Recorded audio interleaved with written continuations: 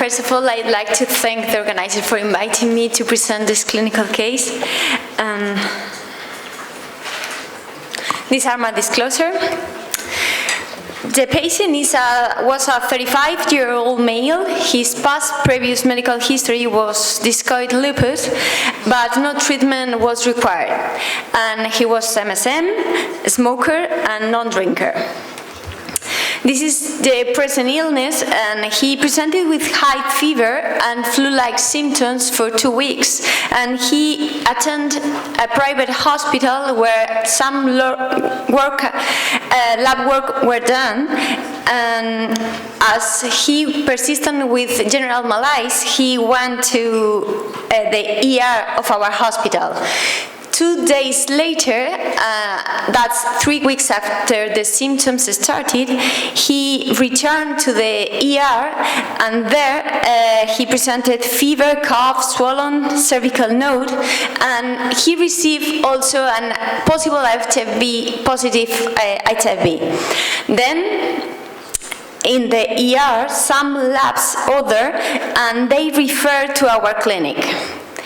He persisted with general malaise. The other STI screening were negative, and his previous last negative HIV test was 6 months before. He received complete immunization in childhood, and he was a little bit depressed because of the diagnosis and worried about treatment, but he expressed preference for a STR regimen. We received some result. The HIV was confirmed. It was subtype B and hepatitis C and A negative. But there were a lot of other complementary laboratory work that they were pending, and then we ordered also HLA 5701. After discussing with the patient and he was ready to start treatment, that's our question. Would you start antiretroviral treatment immediately? For the votation, we are going to use your phone devices, I think. This is the way that we are going to proceed. I'll give you some time to log in.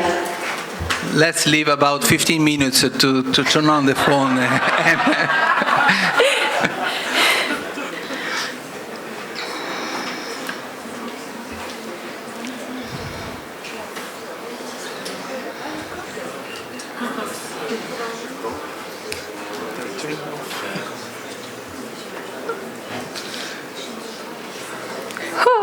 So 2 people answered. No, 3 so far.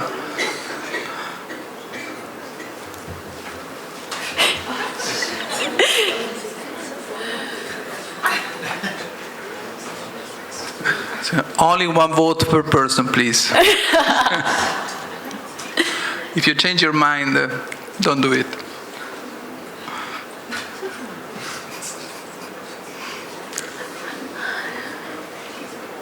How many are we in the room? Okay. I think you can start thinking and discussing it. Perfect. It's like an exit poll. It seems to be quite consistent at this point. I can continue. So.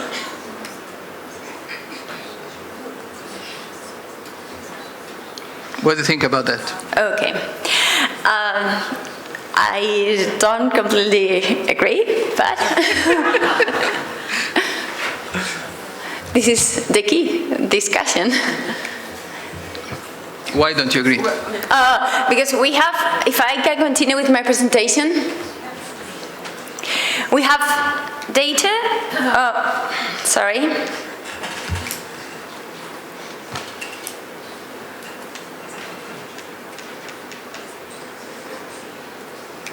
Here. We have data that early treatment is beneficial, and we have the studies STAR and Temprano, and both showed data that there was a reduction in AIDS event and death, no matter the CD4 count. So I think we don't need to wait to the CD4 count to start antiretroviral treatment. And what about same-day treatment? As Tristan mentioned, there are some benefits for patients. And here in this table, you can see some of the studies that have studied this strategy, same-day treatment. And they were shorter time to viral suppression, increased rate of viral suppression, and also increased retention in care. And if we go to EAC's guidelines, what did they think? Remember that we have a negative HIV test 6 months before, and we can consider there is a recent infection, and he had prolonged symptoms more than 1 month. So we decided to start then. But we have to think that there are some considerations that we have to keep in mind. Let's talk about them. He was, at this moment, unknown HLA. And regarding these comorbidities, he presented discoid lupus, but he wasn't on treatment, and he wasn't taking any, he didn't take any recreational drugs, so we don't have to worry about drug-to-drug interaction. No food requirements, swallowing problems, or malnourished. He was a male, and at least in my settings, or in my country, we don't have to worry about the cost right now. And regarding the viral load, he had less than 1,100 copies, and so we don't have to worry about neither. And at the end, in the end, we have to think about these three main topics. These are the major considerations we have to keep in mind: hepatitis B serostatus and resistance, transmitters and long-term resistance. Here, in this yellow box, you can see the hepatitis B serostatus. He was negative and he was vaccinated in childhood, but we didn't check the status right now. So we come back to EAC's guidelines, and there is a small recommendation for hepatitis B co-infection. I'd like you to focus in this one. In case of non-response to hepatitis B vaccination, and I think that it should include also a known hepatitis B serostatus, antiretroviral treatment should contain TDF or TAF. We know about TDF and why TAF because of this study. It was presented a couple of years ago, and they compared. It was a switch study, and all of the patients were switched to TAF. And after 48 weeks, they were a complete virological control of both viruses with TAF. Moving on, resistance, transmitted and long-term due to bad adherence, and we already know that our treatment should include TDF or TAF and not abacavir, so we don't have still the HLA. Then I have another question for you. Do you ask for a resistant genotype before starting antiretroviral treatment? And now, after the previous presentation, I'd like to see your answers.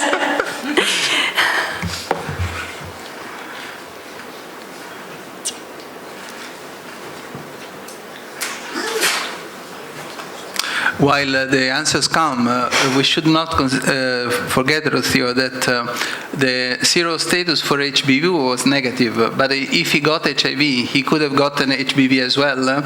So you could have an acute infection for HBV with still a negative sero status. Yes. So, yeah, so HBV DNA becomes crucial in these cases. Yeah, he referred that he was vaccinated for hepatitis B in the childhood, but we were waiting for the result from our lab. Okay. So.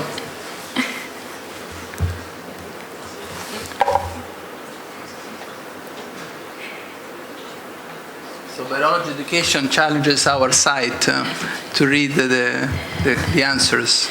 54%, yes, I always ask for a complete resistant genotype. Okay. I like it. Okay. This is the map. As you can see here, it's a map of HIV drug resistant in antiretroviral naive population. And if the redder the dot, the higher the prevalence. And if we focus in our region, in Madrid, where the patient came from, you can see here the resistance. Overall, 16%, NRTI 11.6%, NNRTI 8.5%, and PI 3.4%. But what about integrase resistant? Perhaps we have to ask Jonathan to update this website, but as Federico just mentioned, this paper was recently published, and it's a surveillance of transmitted drug-resistant integrase inhibitor mutation in Spain. And they found that the prevalence was 0.2%, and if we focus in integrase mutation, which one was the more frequently found, was 97A. So they conclude, authors conclude, that it's probably naive patient, they don't benefit of having an NRTI and INSTI baseline testing because of the low probability of being infected with a resistant virus, integrase resistant virus. Then, exactly, if you are planning to start with integrase inhibitor, do you still ask for a resistant genotype? Resistant genotype for INSTI? Integrase. For integrase, yeah.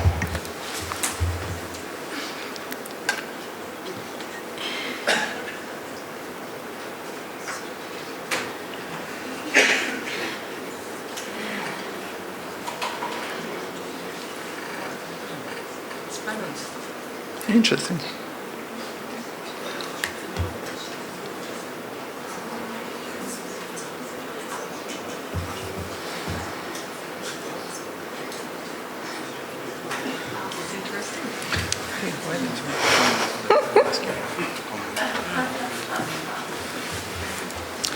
Perfect.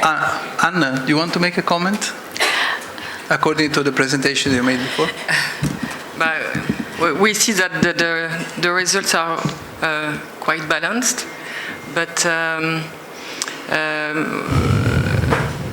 as I mentioned, in France, we are recommending to do a resistance test for the complete genotype before starting an antiretroviral treatment. And as I said before, you can start. If you want to start very rapidly the treatment, you don't have to wait for the result, and we can look at after the result and change if there are any problem 1 week later. It's not. I think it's not a problem. What do you think, Tristan? No, I totally agree. We wouldn't wait for the result before starting treatment. But, I mean, integrase resistance testing is not standard in the UK, so we would have to request it specifically. But I agree with the data you've presented. It feels like we should at least be storing samples at baseline so that, if necessary, we can interrogate those later on. Because you know the use of integrase inhibitor will be more and more in the next year, so we have to be careful to survey the transmitted resistance mutations, and because we know that the use of antiretrovirals, maybe the transmission of resistance mutation will increase. So I think we don't know yet everything about the impact of polymorphisms and etc. So my recommendation would be to do this genotype. Yeah, sometimes I consider, sorry, Rocio, just a very quick comment. No, that's fine. That if going back 20 years for the testing of NNRTI, if we would have done without the testing, because we have no evidence that is a vicious circle. We'll never have the information that we have today about NNRTI. So due to the very low cost, my perception is that we shouldn't wait for the result. But I have a major difficulties to understand today with the costs that we have, to the need to have information why we shouldn't do the test in order to have the information that Federico was asking before. So to have a huge amount of data, let us know which are the patients, the mutations that are relevant and which are not. Without big data, we go nowhere. Ravi, do you want to add something? Yeah, just number I don't know, but. Oh, hi. Yeah, just coming back to what Tristan said. So you have to request it. If you don't request it, the samples don't get stored, they get thrown away. So you have one chance to do it in the UK. And most centres are not storing samples, there's just too many. So. Yeah, that's true as well. Maurizio, very quick. Just to have the opinion of the audience, could it be that also the lack of commercial tests for integrated, I mean certified tests, is this a barrier or not? Or we simply go with homebrew technology and we don't care about CE mark? Is there anyone where the decision not to do the test is based on the lack of certified systems? It's a good question. Yeah. There is a certified test. Yes. For integrates as well.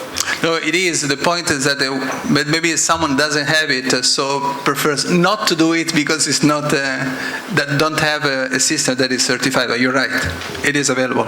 Yeah.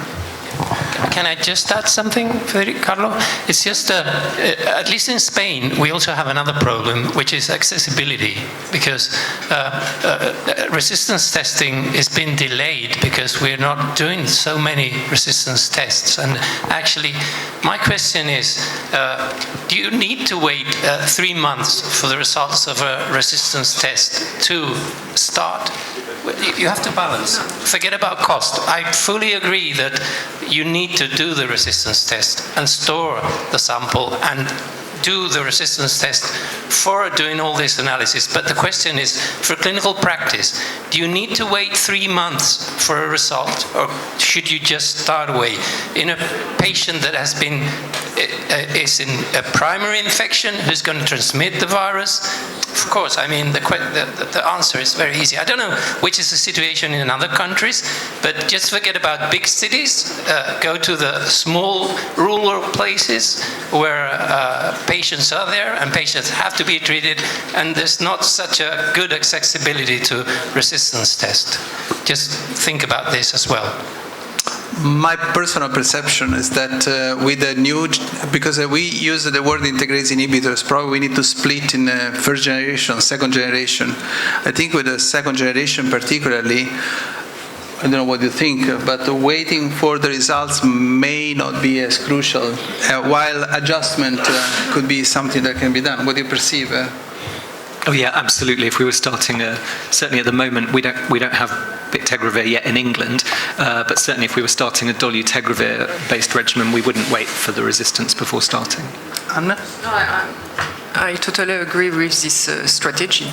So it can be done and adjust in case. Rocio, do you want to conclude? Sorry that you present a case and raise a lot of discussion. Let's continue.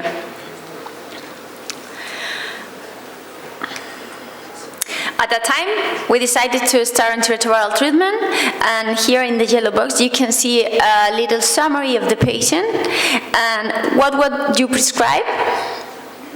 Please vote.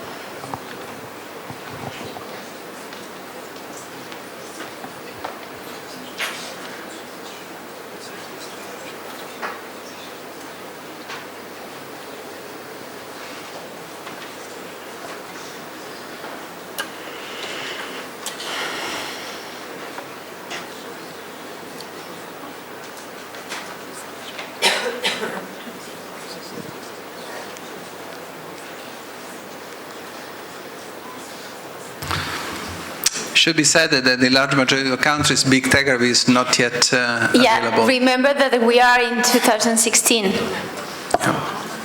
I'm sorry.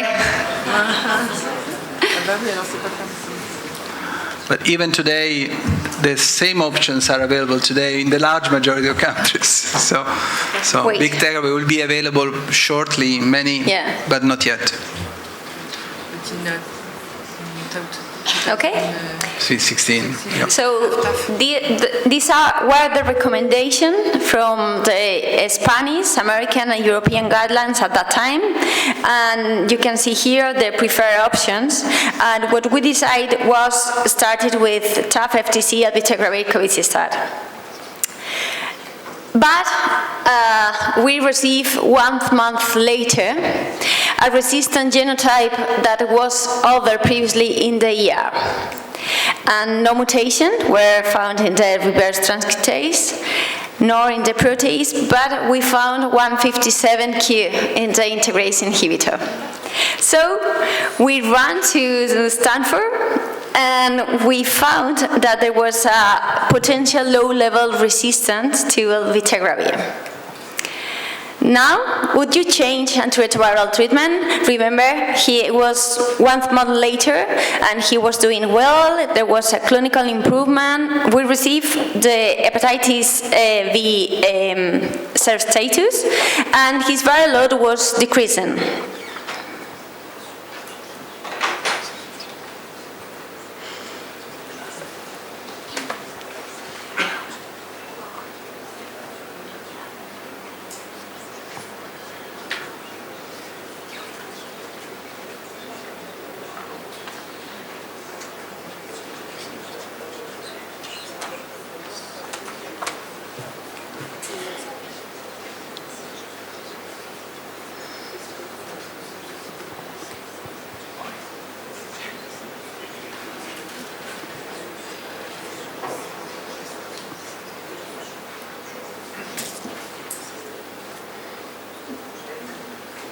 You want to start make a comment, Rocio? We can continue, and I'll show you what we did, because we decided switch to rilpivirine. And after 1 month, he was completely clinically recovered, but viral load rose a little bit. As well, he insisted he had a perfect adherence, and he also complained of hair loss since the switch.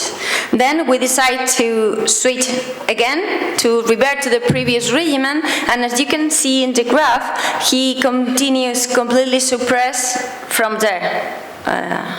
I can show you here. And finally, that was, if it was now, what would you do?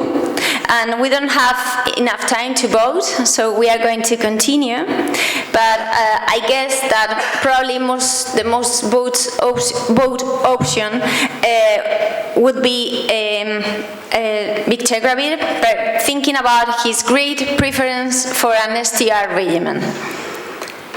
So these are the current guidelines, the current recommendation for antiretroviral treatment, and all of them include integrase inhibitor.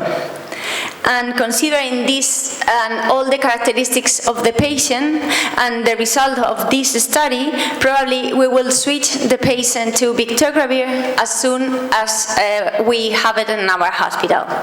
And just to sum up, you have to think the rapid initiation of antiretroviral treatment should be considered for all people living with HIV, and remember all consideration for antiretroviral treatment that we have discussed, in particular resistant mutation, hepatitis B co-infection, and drug-to-drug interaction.